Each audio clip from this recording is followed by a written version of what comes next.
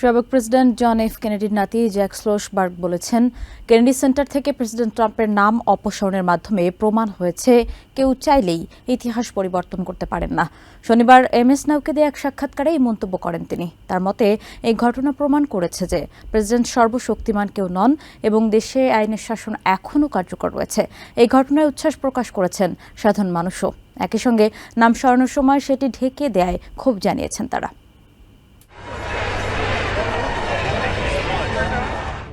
President Donald ট্রাম্পের নাম সরানোর প্রক্রিয়া শুরু হওয়ার অনেক আগে থেকেই কেনেডি সেন্টারের সামনে ভিড় জমাতে থাকেন সাধারণ মানুষ।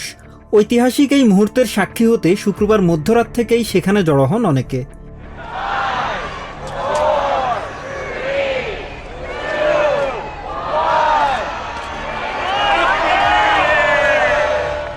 এ সময় চিৎকার করে এবং স্লোগান দিয়ে নাম সরানোর এই প্রক্রিয়াকে স্বাগত জানাতে দেখা যায়।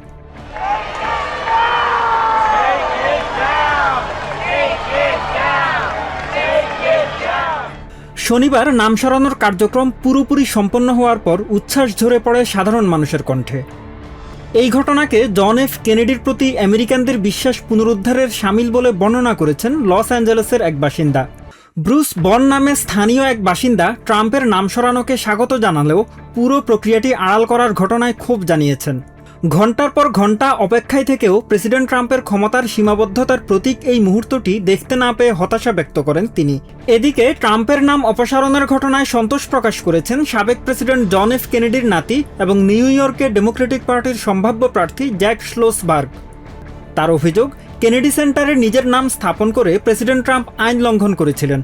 এর বিরুদ্ধে মামলা করায় তিনি কংগ্রেসওম্যান জয়েস বেটি সহ সংশ্লিষ্ট সবার প্রতি কৃতজ্ঞতা প্রকাশ করেন। স্লোসবার্গ আরও যোগ করেন, এর মাধ্যমে প্রমাণ হয়েছে প্রেসিডেন্ট ট্রাম্প সর্বশক্তিমান বা একক ক্ষমতার অধিকারী নন।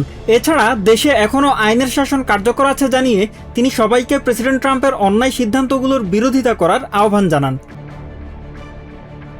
Mahmudul Hasan, TVN 24 news desk. New York থেকে সম্প্রচারিত টিভিএন 24 টেলিভিশন বিশ্বজুড়ে বাঙালির কণ্ঠস্বর।